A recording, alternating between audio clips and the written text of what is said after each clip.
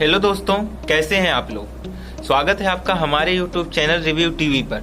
मैं अभिनव तिवारी, जहां आज हम आपके लिए लाए हुए हैं आश्रम वेब सीरीज का रिव्यू, जिसे आप MX प्लेयर पर देख सकते हैं। दोस्तों, इस फिल्म के निर्देशक हैं प्रकाश झा जी, जिनके बारे में ये कहा जाता है कि जब वो कहानी का निर्देशन करते हैं तो इस प्रकार से करते हैं कि आपको कहानी देखते हुए ऐसा लगेगा कि ये घटना सच में हुई है। दोस्तों, इस सीरीज के 9 एपिसोड्स हैं और एक एपिसोड लगभग 40 से 50 मिनट का है। दोस्तों, इसी के साथ मैं आपको ये चेतावनी दे देना चाहता हूँ कि अगर आप इस वेब सीरीज को वेब सीरीज की तरह देखेंगे तो आपको अच्छी लगेगी, लेकिन अगर आपने इस वेब सीरीज को धार्मिक या अन्य किसी विषयों से जोड़ के देखा तो शायद ही आपको यह वेब सीरीज अच्छी लगे, क्योंकि इस वेब सीरीज में कई ऐसे सीन्स हैं जो धार्मिक भेदभाव के ऊपर निर्धारित है।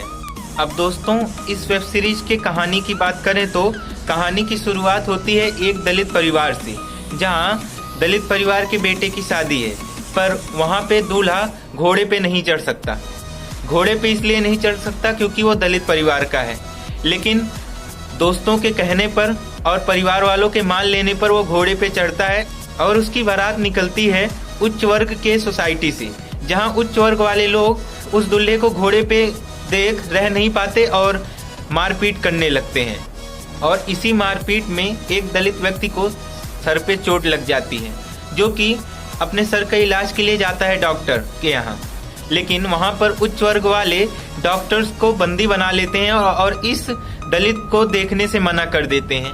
अब यहाँ एंट्री होती है बॉबी देओल यानी बाबा निराला की, जो इस दलित के इलाज के लिए उच्च वर्ग के लोगों से भिड़ जाता है, और जिसके बाद बाबा निराला निम्न जाति के लिए एक भगवान जैसे हो जाते हैं। और फिर यहाँ से शुरू होती है बाबा निराला की कहानी। शुरुआत में ऐसा लगता है कि बाबा अपने भक्तों की मदद कर रहे हैं, पर धीरे धीरे बाबा की कहानी समझ में आने लगती है, और कहानी तब और ज़्यादा समझ में आ जाती है जब एक बड़े से मैदान में मिलता है एक कंकाल, जिसके कारण बाबा के रात की नींद खराब होने लगती है।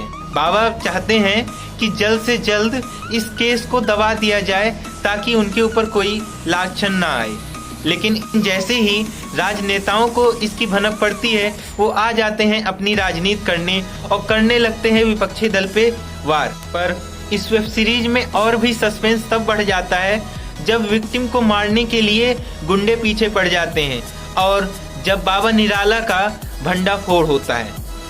इन्हीं सब कारनामों को दिखाते दिखाते यह वेब सीरीज पहुंचती है अपने अंतिम चरण में।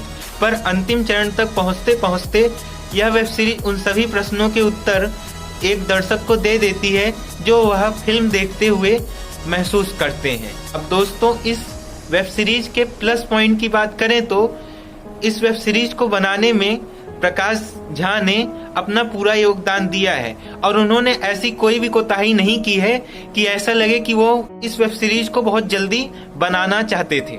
और वहीं अगर हम इस सीरीज के सेट को देखें तो बिल्कुल भी बनावटी नहीं लगता, और आपने अगर ध्यान दिया है तो इस वेब सीरीज के सारे सहायक किरदारों ने अपनी भूमिका में कोई भी कोताही नहीं परखी है, और सबने अपने अपने किरदार के अनुरूप अपना बहुत ही अच्छा किरदार निभाया है। इस वेब सीरीज के माइनस पॉइंट की बात करें तो बॉबी देओल ने जिस प्रकार से नेटफ्लिक्स पर आई फिल्म क्लास ऑफ 83 में अपना योगदान दिया था, उस प्रकार से उन्होंने इस वेब सीरीज में अपना योगदान नहीं दिया है। दोस्तों, इन सब बातों को ध्यान में रखकर मैंने इस वेब सीरीज को 5 में से 3 स्टार दिए हैं। पर दोस्तों, आप इस रिव्यू और इस वेब सीरीज को कितना स्टार देते हैं हमें कमेंट करके बता सकते हैं। और दोस्तों, अगर आप हमारे चैनल पर नए हैं और आपको अगर हमारी ये वीडियो अच्छी लगी तो आप हमारे चैनल को लाइक और सब्सक्राइब के साथ शेयर भी कर सकते हैं। तो दोस्तों, मिलते हैं आपसे अगले वीडियो में, तब तक धन्यवाद।